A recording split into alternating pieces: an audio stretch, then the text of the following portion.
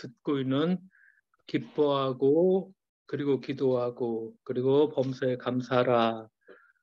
이 말씀을 가지고 좀 말씀을 드리도록 하겠고 설날을 맞이했습니다. 더욱더 한 분 한 분들 가정 또 삶의 터전 가운데 주님의 축복이 넘쳐날 수 있는 우리가 말하는 축복이 단순히 뭐 물질적으로 우리들한테 막 다가오는 그런 축복이 아니라 주어진 시간들을 아름답게 우리가 살아갈 수 있는 그런 넘치는 복이 함께 하시기를 주님의 이름으로 축원드립니다. 몇 년 전에 미국의 한 사회학자가 만 95세 이상 된 고령자들 95살이라면 참 오래 살으셨죠. 그분들 50명을 대상으로 설문조사를 이렇게 질문을 주면서 설문조사를 한 적이 있습니다. 제가 이 글을 한번 읽어봤는데 이 95살 된 50명의 아주 고령자들에게 이런 질문을 했습니다. 만약 당신이 인생을 다시 한번 살 수 있다면 어떻게 사시겠습니까? 이런 질문을 했습니다. 그러니까 나이가 95세 이상이라면 적어도 시간적으로도 물리적으로도 인생을 충분히 우리가 생각하기에 살 수 있다. 그래서 사셨던 그런 분들일 것입니다. 그런데 이 95살 된 50명 중에서 이 질문에 이분들의 입에서 세 가지 공통적인 답이 나왔습니다. 첫 번째가 뭐냐? 리스크 모어.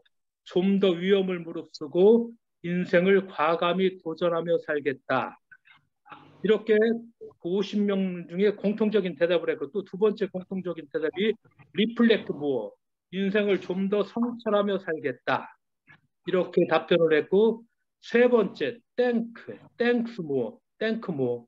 제가 영어 발음이 별로 좋지 않은 건 다 아실 것이고 삶의 순간순간에서 더 작은 것들에게 고마워하며 살겠다.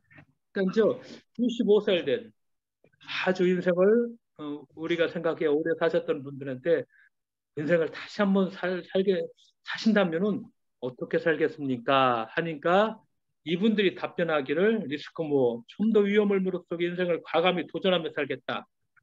리플렉트 뭐 인생을 좀 더 성찰하며 살겠다. 땡크 뭐 삶의 순간순간의 작은 것들에 고마워하고 감사하며 살겠다. 근데 이 세 가지 이분들이 대답한 것이 오늘 우리가 애우고 있고 어떤 때는 암송하고 있는 항상 기뻐하라. 또 쉬지 말고 기도해라. 범사에 감사하라와 일치시킬 수가 있다는 것입니다. 첫 번째 얘기했죠. 리스크 뭐 다시 한번 인생을 산다면 좀 더 과감하게 도전하며 살겠다는 말. 이 말이 무슨 뜻일까? 그 심리학자들이 한 가지 재미있는 사실을 발견했죠.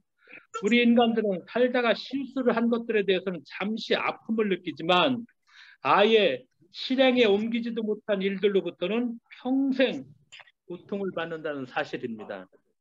그러니까 우리가 이제 살죠. 뭐 실수를 하면은 실수한 그 순간에는 막 아파하고 힘들어하고 그냥 잠깐이지만 그러나 내가 어떤 계획을 했는데 그걸 실행에 못했어. 실행에 옮기지 못한 일들로부터는 평생 고통을 받는다. 이렇게 심리학자들은 이야기를 합니다.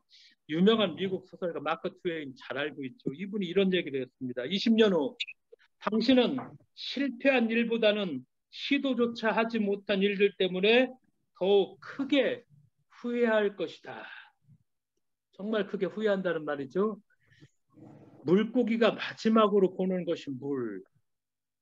참 물고기가 맨날 보는 게 물인데 물고기가 마지막으로 보는 것이 물이라는 말이 있습니다. 물에서 태어나 물에서 살아온 물고기가 죽을 때에야 비로소 물을 보게 된다는 말이 아릿하게 여겨지죠. 뒤늦게 깨닫게 된다는 말씀이죠. 정말 알고 있는 사실이지만 뒤늦게 깨닫게 된다는 거. 미국의 사상가이자 시인은 헨리 데이비드 소로 참 유명하신 분인데 이분이 우리가 생각하기에는 정말 인생을 자기 어떤 소명과 또 자연에 들어가서 멋진 삶을 살았다. 우리는 그렇게 생각하는데 이분이 마지막에 그런 얘기를 합니다. 오 맙소사 죽는 순간에 이르러서야 한 번도 또 제대로 살지 못했다는 것을 깨닫게 되다니. 헨리 데이비드 소로가 그런 말을 했습니다. 이렇게 하면 탄식했다고 하죠. 삶이 우리를 가르치는 방법 중에 때늦은 후회라는 것이 있죠. 건강도 그렇고 시간도 그렇고 기회나 사랑하는 사람의 소중함, 이것을 뒤늦게 후회하면서 깨닫게 된다는 그런 말씀이죠. 우리가 오늘 사도 바울이 말했죠. 항상 기뻐하라. 그러면 이 말을 무슨 뜻일까? 우리는 처음에 뭐 항상 기뻐하라고 했으니까 맨날 해주게주. 아, 힘들어도 바보같이 웃고 살라. 그렇지, 항상 기뻐하라고 했으니까 그냥 맨날 웃고 살아야 돼. 그러니까 바보같이 하루 종일 웃고 살라는 이 말은 아닙니다. 항상 기뻐하라. 이 말 안에는 내게 어떤 어렵고 힘든 일이 닥치더라도 그것을 내가 기쁘게, 그러니까 다시 말해서 즉 적극적으로 긍정적인 마음으로 받아들이고 그것에 과감하게 대처하라는 그런 뜻입니다. 근데 우리는 항상 기뻐하라고 했을 적에 항상 기뻐해야 돼. 웃어야지 돼. 근데 조금 더 생각하면 이 말은 우리가 살아갈 적에 뭐 어떻게 기뻐하는 일만 있을 수가 없죠. 더 많은 삶이 우리 인생이라는 것이 어렵고 힘든 일이 있고, 그러나 그 어렵고 힘든 일이 우리에게 닥치더라도 내가 그것을 기쁘게 받아들인다는 것, 적극적으로 긍정적인 마음으로 받아들여서 그것에 대해서 과감하게 대처한다는 이런 뜻. 그래서 항상 기뻐하라는 말은 바로 그 말씀과 같은 뜻이라는 것이죠. 그러니까 우리 삶이 늘 그렇죠. 뭐 늘 기뻐할 수만, 우리가 뭐 쉽게 말해서 그런 삶은 아니죠. 당연히 힘들고 어렵죠. 우리의 삶이. 그러나 힘들고 어렵더라도 그걸 과감하게 기쁜 마음으로 받아들이고 위험을 무릅쓰고 과감히 도전하며 산다는 것. 바로 이 말씀을 의미합니다.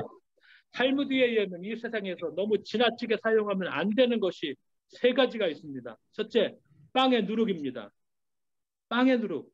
지나치게 사용하면 당연히 빵을 못 먹게 되죠. 소금. 지나치게 사용하면 음식이 좀 짜죠.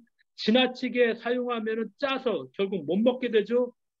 세 번째, 탈무드에서 뭐라고 얘기하는 망설임. 지나치게 망설여서는 안 된다.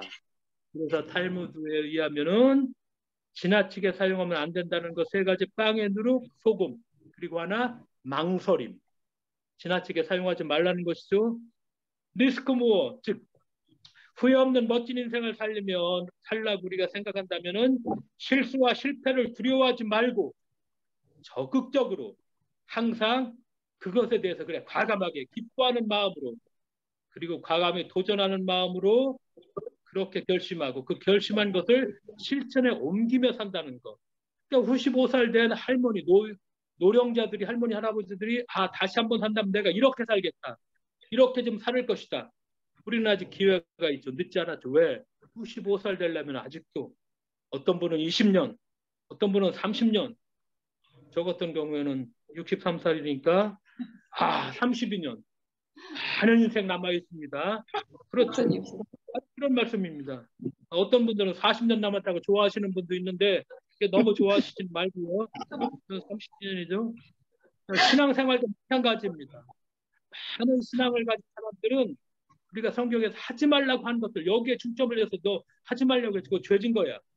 하지 말라고 한 것에 대해서 죄라고 얘기하면서 여기에 그냥 매몰되어 있을 때가 많죠. 그러나 성경은 뭐라고 얘기하죠? 적극적으로 하라고 합니다. 우리가 하라고 한 것을 내가 못했다. 이건 별로 죄의식을 갖지 않고 하지 말라고 한 거. 그거 안 한 것은 내가 죄졌어 하는데 하라고 한 걸 못했어. 이건 별로 그냥 시답지 않게 생각하고 뭐 잊어버리고 쉽게 생각하는데 그렇지 않죠. 그러니까 우리의 신앙이 무언가를 금지시키고 부정적이고 소극적인 신앙, 우리가 대부분의 사람들이 다 여기에 머물러 있는데 그런 게 아니라는 것이죠. 적극적인 신앙이라는 것이죠. 그러니까 우리가 고백하죠. 뭐 아모스가 얘기하는 것처럼 정의가 강물처럼 공의가 하수처럼 흐르게 하라고 했죠. 하라고 했으니까 우리가 위험을 무릅쓰고라도 이것을 실천해야 되겠죠. 내 이웃을 내 몸과 같이 사랑하라. 그럼 해야 되겠죠. 위험을 무릅쓰고 실천하며 우리가 살아야 되겠죠. 그렇죠. 그러니까 우리의 신앙이라는 것이 좀 더 생각해 보면 이렇게 위험을 무릅쓰는 일, 이것이 우리의 신앙입니다. 우리가 초대교회, 오늘 뭐 우리가 다녔던 것도 예를 들어서 몰타와 크레타도 마찬가지죠. 사도 바울이 선교와 복음을 전하기 위해서, 저는 정말 부끄럽지만 배를 타고 사는 5분 가는 거리도 배가 흔들리면 죽겠다고 해서 여러 사람들한테 내 적나라한 모습을 다 보여줬는데 죽겠다고 벌벌 떨었는데, 이분들은 뭐 한 달 이 배를 막 타고 오면서 풍랑을 만나고, 여기 크레타에서 유리굴라 만났습니다. 유리굴라 강풍이 만났다고 성경 말씀하죠. 그렇게 했고, 또 몰타에서는 내렸는데 몰타에서 사도 바울이 독사에 물리기도 했고. 그런데 이렇게 초대교인들이 신앙생활 이렇게 하죠. 그 당시에 세계는 로마에서 팍스 로마라고 해서 로마가 지배하면서 로마가 이제 권력투쟁 이런 게 다 끝났고 로마가 그 유럽을 다 평정했기 때문에 팍스 로마, 로마의 평화라고 얘기했죠. 그런데 신앙을 가진 초대 그리스도인들은 이 로마의 평화가 진정한 평화가 아니라 예수 그리스도가 주시는 평화가 팍스 크라이스트가 진정한 평화라고 외치며 박해받았죠. 끌려갔죠. 그렇기 때문에 신앙은 위험을 무릅쓰는 일입니다. 우리가 다음 세대의 신앙을 전수하려면 위험을 무릅쓰는 일을 각오하고 우리가 신앙의 삶을 살아야지. 뭐 예를 들어서 뭐 다음 세대의 신앙을 전하지, 뭐 높은 뭐 거대한 교회에서 맨날 뭐 세단 몰고 다니면서 편안하게 살면서 뭐 회장처럼 살면서 다음 세대 신앙을 걱정한다는 것은 이건 꼴불견이고 어불성설이고 불가능한 일입니다. 우리가 이렇게 살아줘야지 우리의 신앙이 살아서 다음 세대까지 전하는 것이지, 안락하게 평화롭게 누릴 거 다 누리고 내가 가질 권세 다 누리고 그리고 다음 세대 걱정한다는 것은 이건 까마득한 일이죠. 눈에 보이는 것을 바라는 것이 아니라 보지 못하는 것을 바란다. 성경은 그렇게 말씀하죠.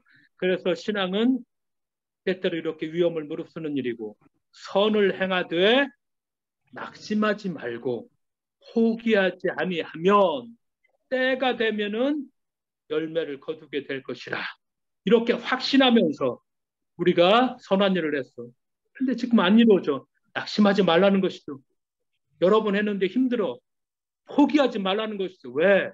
때가 되면은 다 열매를 거두게 할 것이다. 우리가 알 것은 낙심하지 말고 포기하지 말자는 거. 이건 우리가 할 일이라는 거. 이거 하지 않으면은 열매가 열릴 수가 없죠. 그러니까 사도 바울이 말하죠. 데살로니가 교회에서 항상 기뻐하라. 한 말의 의미가 바로 여기 있다는 거.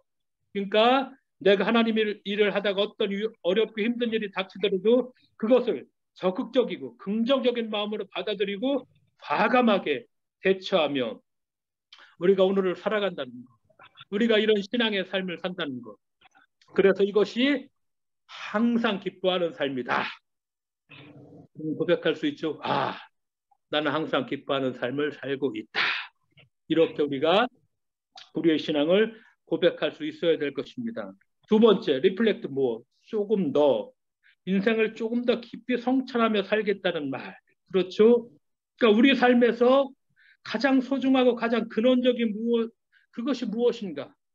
이것을 늘 기억하며 살겠다는 그런 다짐이고 결심이죠. 우리가 사는 삶, 현대인들은 늘 바쁘다고 얘기하죠. 정신없이 앞으로 달려가죠. 그런데 우리가 도대체 왜 그렇게 사는지, 한 번뿐인 삶에서 정말 소중한 것이 무엇인지 생각할 겨를이 없죠. 그러다 보니까 무의식 중에 우리는 바쁜 것은 훌륭한 것이고 좋은 것이고 바람직한 것이고 한가한 것, 이것은 무능한 것으로 간주됩니다. 그러니까 바쁜 척이라도 해야 됩니다. 그렇죠? 바쁜 것에 중독되어서 한가하면은 외롭거나 우울하다. 참 이게 문제죠. 왜? 그렇게 살지 못했어요. 그렇게 바쁘게 살다가 한가하면 이게 정말 행복이고 이게 축복이어야 되는데 외롭다, 우울하다. 그래서 예를 들어서 이제 명예퇴직을 하는 사람들한테 가장 많이 제 옆에도 물어보면은 할 일 없어서 그게 제일 두렵다는 것이죠. 할 일 없어서. 할 일이 없다는 거. 그래서 죽으려고 한다는 거, 막 외로우니까. 왜? 평생을 한가하게 못 살아봤어. 그냥 바쁘게만 막 살아가다 보니까 이렇게 한가한 시간이 주어져. 그렇게 한가한 시간이 이게 내가 살아있는 건가? 이렇게 살아서는 안 되는 것인데 우울증에 걸리고 그렇죠. 한가한 걸 누리지 못하고 견디지 못하고 그래서 오히려 한가한 것 때문에 스스로 목숨을 끊는 사람들도 많고 우리의 삶이라는 것이 우리가 어떻게 살고 있나 우리가 조금 더 깊이 한번 우리를 돌아다보면서 그냥 우리가 달려왔던 삶이 그게 옳은 것이 바른 것인지 그걸 생각할 겨를도 없이 그 삶에서 조금 이제 한가한 것이 주어지면은 이게 뭐 게으른 것 같고 이게 사는 건가 이렇게 살아도 되는 건가 그렇게 말씀하시죠. 잠시 멈추어서 우리가 설 줄 아는 힘이라는 거. 내가 살다가도 진짜 멈추어서 순간순간에 멈추어서 나를 돌아본다는 거. 근데 이걸 잃어버렸죠. 파스칼이 얘기하죠. 인간의 모든 불행은 단 한 가지. 고요한 방에 들어앉아 기도할 줄 모르는 데서 비롯됐다. 기도라는 말을 우리가 한번 생각해 보자는 것입니다. 구약 성서에서 이 기도라는 말은 자신을 돌이켜 보면서 자신의 행위를 반성하는 그런 행위가 바로 기도라는 말입니다. 그래서 구약 성서에서 이 기도라는 말의 원뜻은 맑은 수면 위에 얼굴을 비추어 본다. 맑은 수면 위에 얼굴을 비추어 본다. 이것이 바로 기도라는 말입니다. 그러니까 나 자신을 하나님이라는 절대자의 거울에 비추어서 보는 행위 이것이 바로 기도죠. 그러기에 기도는 무엇보다 침묵입니다. 우리는 기도하면 막 말을 해서 막 내 욕구를 막 쏟아내야지 이것이 기도라고 생각하지만 그러나 구약 성경의 이 원문을 보니까 나 자신을 하나님이라는 그 거울에 나를 자꾸 비춰보는 행위야. 맑은 수면 위에 얼굴을 비춰본다는 말은 이 말이 나왔죠. 그러니까 당연히 먼저 침묵할 수만이 없겠죠. 나를 비춰보는데 막 달라고 막 하기 전에 내가 침묵한다는 거. 그 말씀의 뜻은 무엇인가요? 내 입을 좀 닫는 것이죠. 기도라는 것은 내 입을 먼저 닫고 먼저 하나님이 말씀하시도록 시간을 내어드리는 것이 기도의 아마 첫 번째 이게 우리의 기도의 어떤 자세일 것입니다. 그러나 우리는 기도하라고 먼저 말을 막 쏟아내는 그 말이 결국 우리의 욕구만 다 뱉어내버리는 뭐 다 우리가 달라는 것입니다. 그러니까 내 욕심을 투영하는 것이지. 그러니까 사실은 이 기도라는 말이 하나님 앞에서 나를 참 들여다본다는 거. 내가 침묵하고 하나님이 말씀하시도록 나를 자꾸 비워낸다는 거. 바울은 쉬지 말고 기도하라고 말하죠. 그래서 이 말이 하루 24시간 동안 입술을 막 움직여 중얼중얼 중원부어. 또 기도하라는 이건 의미가 아닙니다. 근데 우리는 쉬지 말고 기도하라고 했으니까 막 중원부원 기도하는 거. 막 없는 것도 막 지어내서 없는 욕구까지 막 지어내서 뭐라고 해서 뭐 지구끝까지 뭐 이 사람 저 사람 다 들이대면서 이 말 저 말 하는 게 이게 기도가 아닙니다. 이게 기도가 아니죠 사실은. 예? 쉬지 말고 기도하라고 하니까 야 사도 바울이 쉬지 말라고 기도하라고 했어. 그러니까 막 기도해야 돼. 그럼 다다다다다 나오고 그냥 방언 막 나오고 도대체 24시간 입술을 움직여 중원부원 기도. 항상 기도하는 마음으로 살라는 뜻이죠. 나를 비추어 본다는 것이죠. 침묵한다는 것이죠. 말씀하옵소서. 나를 자꾸 비워놓는다는 것이 왜? 우리는 욕심 덩어리야. 말하면 벌써 내 욕심부터 나와. 내 뜻 얘기, 하나님 뜻 얘기하면 내 뜻으로 다 포장을 시켜서 그게 하나님의 뜻인 것처럼 막 쪼여 하나님을 막 협박하고 안 주면 뭐 어떻게 하겠다고. 그 협박한다는 게 그게 안 되죠. 협박하지 말고 내가 협박을 당해야 되지. 너 죽을래 살라면 그냥 죽겠습니다. 여기까지 가야지 우리가 진짜 신앙의 위험을 무릅쓰고 내가 그리스도인이라고 고백하지. 맨날 내 욕심만 투영해놓고 하나님 협박하는 그런 기도만 해놓고서 이건 좀 문제가 되죠. 하나님이라는 절대자죠. 우리가 절대 사랑. 그 거울에 자신을 비추어 보라는 말이죠. 그러니까 리플렉터 뭐 매일을 살면서 참으로 한 번뿐인 인생에 정말 소중한 것이 무엇인지 깊이 성찰하며 살라는 거. 그렇죠. 이것이 우리가 쉬지 말고 기도한다는 거. 우리는 우리의 삶이라는 거. 그렇죠. 나의 존재의 이유와 존재의 근원. 이것이 더욱 무엇인지 더욱 깊이 성찰하며 오늘을 살아간다는 것. 그래서 오늘도 쉬지 말고 하나님 앞에서 하나님 하나님의 뜻이 무엇입니까? 내 것을 좀 비워놓고 하나님의 뜻을 받아들일 수 있는 그런 마음의 준비를 좀 한다는 거. 그래서 우리가 그분의 뜻을 알고 그분의 뜻을 과감하게 실천하며 산다는 거. 쉬지 말고 기도하는 그런 우리들의 삶이 되어야 될 것입니다. 그리고 세 번째, 땡크 뭐? 땡크, THANK 알고 있죠? 인생을 다시 한번 살 수 있다면은 좀 더 감사하며 살겠다. 그래서 사도 바울이 범사에 감사하라. 그렇게 말씀하죠. 우리가 어떤 사람들은 당연하게 여기는 것들, 그 자신이 이루었다고 여기는 것에 대해서 감사한 마음 들지 않는 사람들은 다 당연하게 여겨 그냥. 이게 당연한 거야. 살면서 감사하는 말에 인색한 사람들 공통점은 자신에게 베풀어진 것들을 당연한 것처럼 받아들이는 사람들이야. 자신이 그것을 받을 자격이 있다고 여기며 그렇게 사는 사람들. 그런데 조금만 더 생각해 보자는 것이죠. 자신의 것이라고 여기는 것들, 이것도 어떤 것이죠? 사실은 주어진 것들이죠. 다 주어진 것들에는 깨달음. 여기에서부터 감사가 나오죠. 당연한 것이 아니라 우리에게 주어진 것이라는 거. 그럼 우리는 뭐 알고 있잖아요. 벌거숭이로 왔죠. 벌거숭이로 가죠. 60이 넘어가니까 자꾸 이거 벌거숭이로 갈 연습을 하니까 이게 잘 안 돼요, 아직까지. 예. 이제 우리가 죽을 준비를 잘 해야 되는데 이게 고귀한 죽음을 좀 준비를 해야 되는데 이게 말은 되는데 행동은 안 돼요, 아직. 그렇죠? 죽음을 참 친한 벗으로 생각하고 이 벗하고 자꾸 얘기도 나누어야 되는데 그게 잘 안 되죠, 아직. 예. 오래오래 더 살고 싶고 더 누리고 싶고 그렇죠. 죽기는 싫고 그것이 우리들의 삶이죠. 그러나 우리가 벌거숭이로 왔다가 벌거숭이로 가고 그렇기 때문에 내게 속한 것 이건 정말 아무것도 없죠. 내가 살면서 누리는 건 모두가 다 어떤 것이죠? 주어진 것이죠. 여기까지 나 혼자 힘으로 우리가 오지 못했죠. 나의 생명이라는 거 이거 내 것 아니죠. 그렇죠? 그러면은 오늘 우리가 이 하루하루 이거 당연한 것인가요? 당연한 것이 아니죠. 이건 정말 우리에게 주어진 것이죠. 우리는 어떤 때 다 잊어버리고 이게 당연하다는 것처럼 당연한 것이 안 오면 막 불평하고 화내버리고 하는데 이게 어떻게 당연한 것입니까? 다 주어진 것들이죠. 우리에게 주어진 것들 오늘도 감사하면서 이 소중한 것들이 오늘 우리에게 주어졌구나. 이 맑은 아침이 오늘 우리에게 주어졌구나. 그렇죠.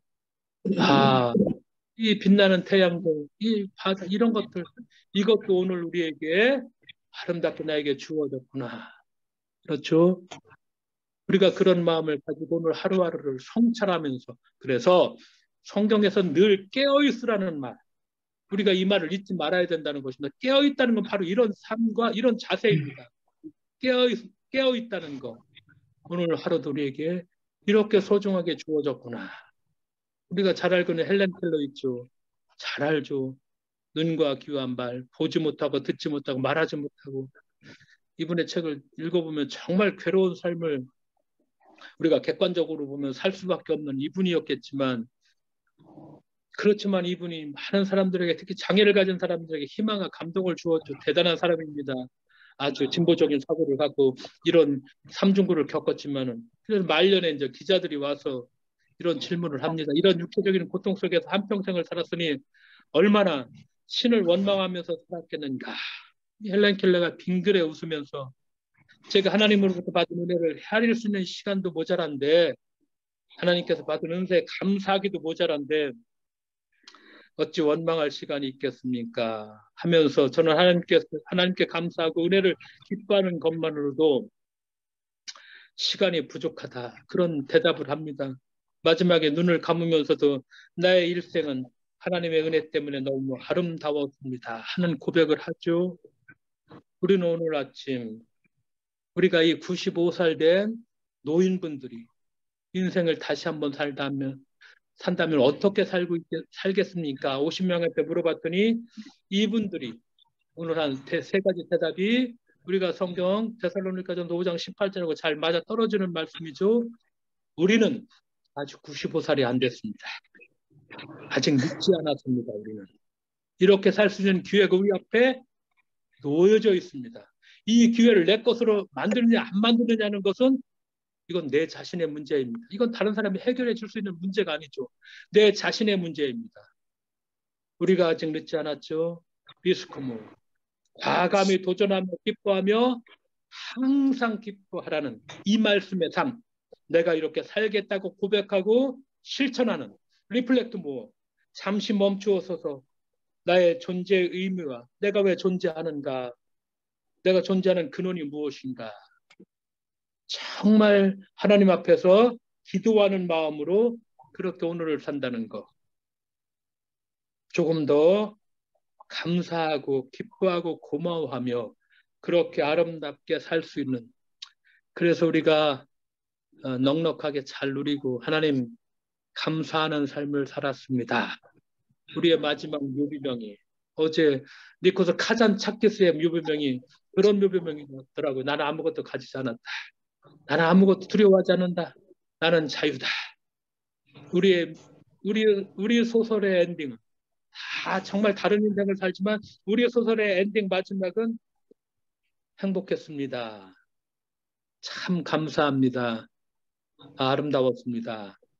이런 엔딩이 될 수 있도록 오늘 우리에게 주어진 것들을 잘 누리고 도전하는 그런 우리의 신앙의 삶이 되셔야만 하겠습니다. 기도하겠습니다. 하나님 아버지 감사드립니다. 오늘도 주신 말씀들을 생각하고 기억하며 깨어 있어서 우리가 깨어 있는지를 물으면서 시작하고 닫을 수 있는 그런 저희들 될 수 있도록 주께서 은혜 위에 은혜를 내려주실 것을 믿으며 예수님의 이름으로 기도드리옵나이다. 아멘.